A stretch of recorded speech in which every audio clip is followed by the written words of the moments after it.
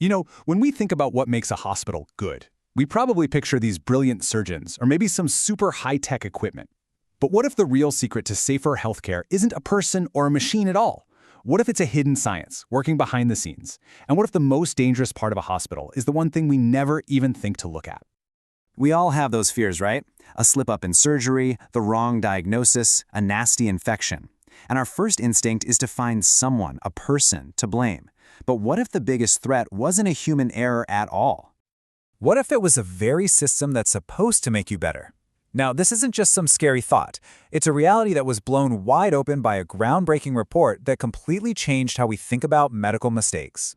90,000. Just let that number sink in. According to the landmark 1999 report, To Err is Human, that's roughly how many preventable patient injuries were happening every single year. It was a total wake-up call. It showed the problem wasn't a few bad doctors, but a series of broken systems. And that discovery sparked a massive shift in thinking. The old way was basically a witch hunt for bad apples. But this report made it crystal clear that the real problem was the barrel itself. So to make patients safer, the focus had to move away from blaming individuals and toward fixing the systems they work in.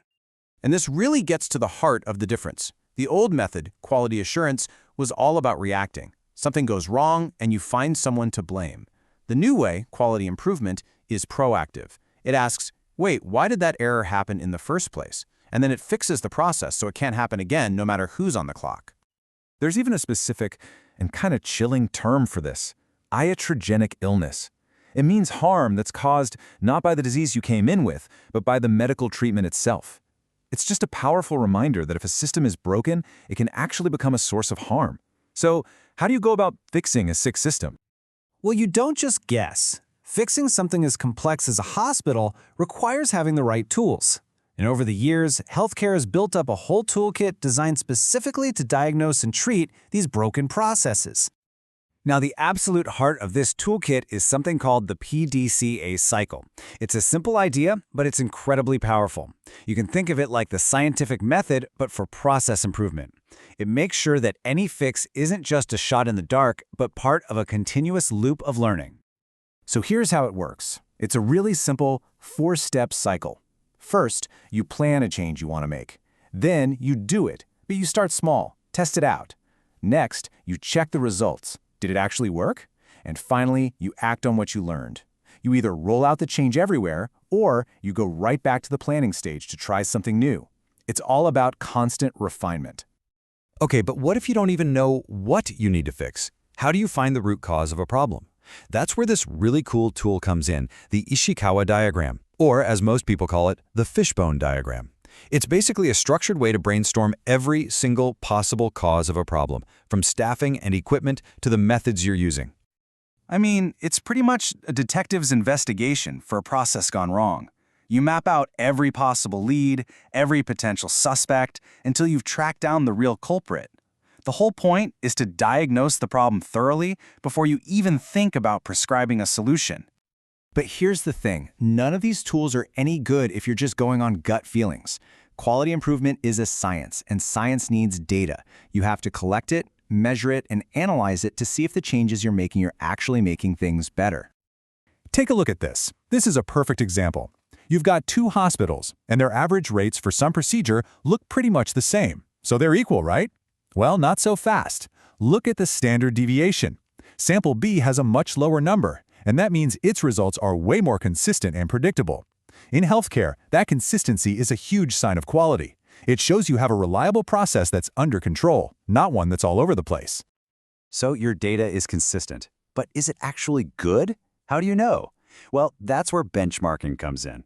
It's basically the practice of looking outside your own hospital, comparing your performance to the absolute best in the business.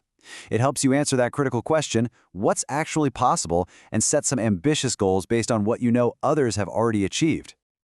All right, but here's the most important piece of this whole puzzle. You could have the best tools in the world, the most detailed data, but none of it matters if you don't have the right environment. Lasting improvement requires building a genuine culture of safety. And let me tell you, building that culture is hard.